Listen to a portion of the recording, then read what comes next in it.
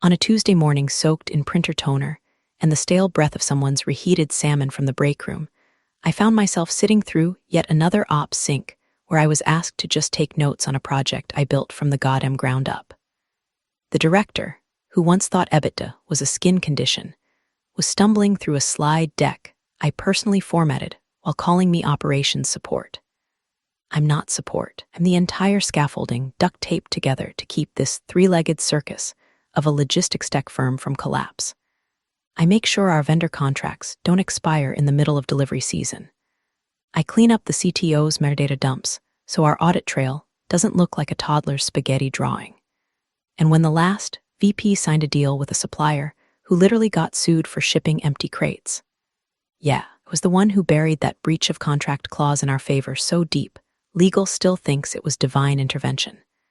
But sure, support. Oh, and while you're here, because 95% of you listening right now won't hit the subscribe button, do us all a favor and tap that like and subscribe. Seriously, it helps the team keep digging up these wild stories while I keep suppressing the urge to throw my badge into the shredder. Anyway, way I survive this place is by keeping quiet and staying several spreadsheets ahead of disaster. I'm the type of employee who knows which 3 fire codes we technically violate and who forged the old CFO's signature on that policy renewal back in 2020. I don't gossip. I don't complain. I just keep every receipt in triplicate. And lately, the receipts were getting very interesting. About 4 months ago, exec floor started doing that weird thing where every conversation ended in a whisper. You know the vibe, when someone drops the word acquisition like it's a disease, and suddenly half the office is asking if they need to update their LinkedIn. But no one said anything directly. Not to me anyway, because in their heads I'm the furniture, the office Roomba, always there, quietly blinking, clearing the mess, but never worth addressing directly. Except I wasn't blinking. I was logging. Didn't know that I was the one compiling the vendor overlap reports, or that I'd been tasked, indirectly, with preparing integration readiness docs that no one had even acknowledged. Which means I knew exactly what they were trying to hide under layers of strategic alignment and workflow optimization. Here's the real story they were too busy flattering each other to notice. The platform we bragged about in pitches, held together with expired API keys, and one developer named Brock who works in Croatia and hasn't responded to a Slack message since April. Our proprietary matching algorithm, lifted from a white paper, barely obfuscated, and legally vulnerable if anyone cared to dig. And don't even get me started on the employee misclassification issue. The international contractors in Malaysia, payroll time bombs, ticking. While they all performed PowerPoint CPR on a dying valuation, I started noticing the absurd things, like how the VP of Biz Dev suddenly started wearing dress shoes to Zoom calls, or how the CEO insisted all documents be printed instead of shared online. The final clue, the new director of strategic partnerships, who asked me if our compliance software came with a night mode. Sir, it's a secure audit log, not Netflix. Still, no one asked my opinion. They never do. But I started building a separate little folder on my home drive, labeled it recipes, just in case IT ever peaked. Inside, every discrepancy, every quiet expense report flagged for non-standard vendor hosting, every adjustment to internal policy dates with no version history. I wasn't just preparing for due diligence, I was preparing for truth, with timestamps. And somewhere in the middle of all that, I got a message, not from my company, from a third party. They said they were interested in clarity. And let me tell you, clarity was the one thing I'd been cultivating for years. While they were busy peacocking their titles and slapping synergy buzzwords on broken workflows, I was becoming something else. I wasn't just operations anymore. I was the insurance policy no one thought to write. The quiet little switch that, when flipped, would light up every dark corner of their deal. And they were about to find out what that looked like in real time. I knew something was off the moment they booked the conference room with catering. That's the corporate version of loading a gun in plain sight. Cold sandwiches and passive-aggressive coffee orders, classic signs that someone was about to get theatrically sacrificed in front of the herd. My name wasn't on the invite, of course, but I was kindly asked to join at the last minute. That alone told me 2 things. 1, they were about to ambush me, and 2, they were too stupid to realize they were stepping into my terrain. The VP of operations strutted in like he'd just personally invented shipping containers, sweating through his shirt in a way that screamed performing dominance poorly. He slapped a manila folder onto the table like it was a verdict, not a prop, and then launched into his big monologue, eyes gleaming with the kind of righteous fury only someone with no real power can fake convincingly. You've been moonlighting as a consultant. That's breach of contract. I didn't blink. I didn't flinch. I didn't even uncross my arms. I just reached into my tote bag, pulled out a single stapled document, crisp, notarized, legal letterhead intact, and slid it across the table like I was tipping a dealer in Vegas. No one said a word. The room tightened. Intern in the corner stopped chewing mid-bite. Even the VP's breath stuttered. And then the company's in-house counsel, Steve, a man who once asked if Merdata was related to Metaverse, picked it up. He didn't get halfway down the page before his entire face drained to the color of oatmeal. His lips moved, but his voice barely carried across the mahogany table. "Sir," he said, looking at the CEO, not the VP. She was consulting for the acquisition team. Pin drop silence. She knows everything. I nearly smiled, not because I was proud, not yet, but because for the first time in years, I saw it register in their eyes. I had leverage. Real, indisputable, board-documented leverage. See, the contract they were waving like a Bible in a tent revival didn't say what they thought it said, because none of them had actually read it. The clause they were trying to hang me with, subsection 14B, had an exception for consulting services with prior legal approval and full board notification, which I had, signed off 3 months ago, by Steve himself, with a note that said, and I quote, "looks clean, low risk." What Steve didn't know, what none of them had asked, was who exactly I was consulting for. The acquiring firm. The very people they were trying to charm with inflated projections, half-sanitized vendor histories, a war chest of buzzwords that collapsed under scrutiny. The same people who were preparing to buy this company, assuming it passed compliance muster. Spoiler, it wouldn't. And thanks to me, they already knew that. Back in the room, the VP's mouth was moving, but no sound was coming out. The CEO looked like someone had punched him in the jaw with a rolled-up spreadsheet. HR tried to interject with something about protocol and immediate offboarding, but I calmly held up a finger, just one. "If you'd like to review Section 5, page 2, you'll see the Conflict of Interest Disclosure Form," I said, tone flat. "It includes the name of the acquiring firm. You all signed it." The lawyer flipped to it like he was disarming a bomb. There it was. In ink, their signatures stacked like Jenga blocks over a clause they didn't bother to read. I could practically hear the internal panic rebooting in real time. "I'd like to return to my desk now," I added. "Do you intend to remain employed here?" The CEO finally croaked. "Depends," I said, standing slowly, "on whether you'd like to maintain a clean valuation going into final due diligence, or not." Their silence wasn't shock. It was fear, dressed up as confusion. As I walked out, I could feel it, like heat rising off concrete in summer. Realization that they had built a company on shadows and forgotten I was the one holding the flashlight. And now, I'd just lit the fuse. The second I stepped into the hallway, the shouting began. You could hear it through the glass, even over the muted hum of the AC, real raised voices now, not corporate stage whispers. It wasn't just the VP flailing anymore. It was the CEO, red-faced, and asking the question he should have asked 3 months ago. Why the hell wasn't I told she was consulting with them? A pause. Then the lawyer's voice, tinny and defensive. "You signed it. The board signed it. You said to expedite minor legal reviews that is minor to you." And just like that, the cracks weren't just showing, they were splintering. I didn't need to stick around for the rest. I already knew how it'd go. Legal would try to pin the mess on HR.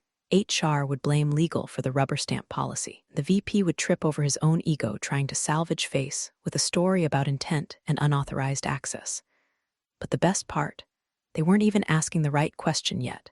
Not why didn't we know, but what exactly does she know and who did she tell? I took the elevator down, slow and easy.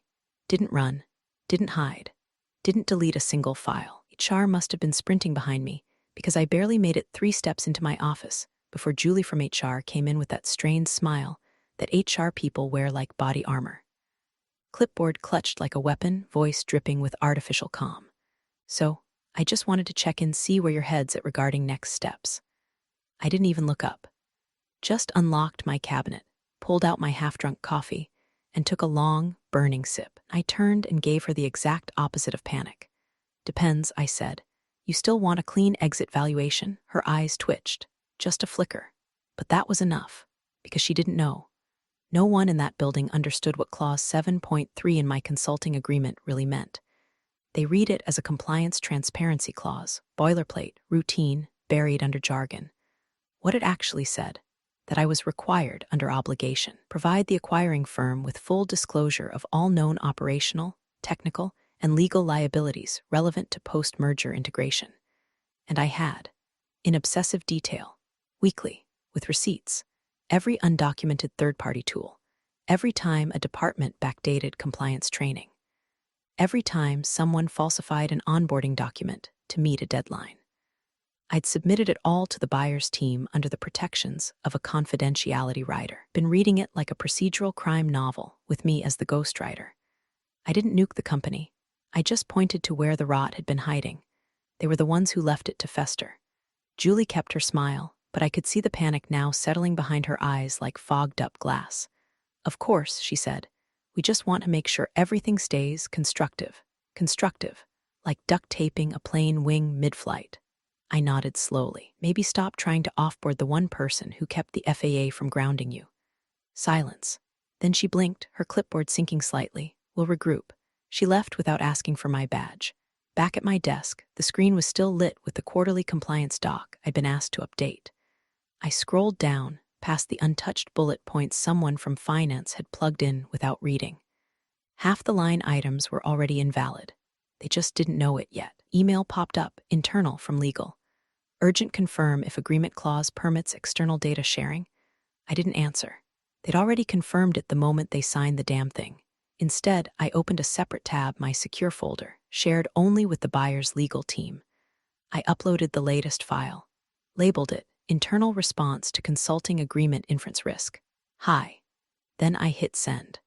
They wanted to play executive poker. Shame they didn't know I'd already seen every card in their hand and reshuffled the deck. It started at one of those dreadful industry compliance expos, 3 days of lukewarm buffet eggs, badge scanning sales vultures, and panel discussions so dry they made SEC filings feel like erotica. I wasn't even supposed to go. Our company only sprang for the ticket because the VP didn't want to sit through a talk titled Operational Transparency in Pre-Acquisition Environments. Too many syllables, he said. So I went, took notes, shook hands, and listened. And at the networking mixer, where someone thought compliance-themed cocktails was a good idea, I met Nathan. He wasn't flashy. No blazer with elbow patches or 2 white veneers. Just khakis, neutral badge with the name of private equity firm I'd only heard whispered in dry M and a gossip, and the kind of posture you only get from reading entire SEC reports cover to cover. Twice. He asked a single question. You handle internal compliance logistics for your firm, don't you? I paused. Most people at these events didn't know I existed. Among other things, I said. He smiled. Would you be open to consulting off hours? Hypothetically, of course. That word, hypothetically, hung in the air like a trap. I didn't answer right away. Instead, I asked him to clarify who he represented. He gave me the name that just 2 weeks earlier had appeared in an internal email chain marked confidential, preliminary outreach. They were circling us, quietly, watching from a distance like a hawk casing a limping rabbit. I told him I'd consider it, but only with full transparency. Legal sign-off, board notification, everything above board. I expected him to ghost me. He didn't. 3 days later, a formal inquiry hit my inbox, then a draft agreement. Then, after some back and forth with legal, who waved it through with all the attention of someone renewing a gym membership, I had an executed consulting contract. My terms were simple: limited hours, external advisory role only, and total indemnification if anything went sideways. I wasn't risking my livelihood. I was just providing operational insight relevant to transitional compliance. And I did provide insight. I gave them structure charts, documentation schemas, role-based access protocols, and workflows that, frankly, I'd been begging my own company to fix for years. But Nathan wasn't interested in fluff. He wanted the dirt.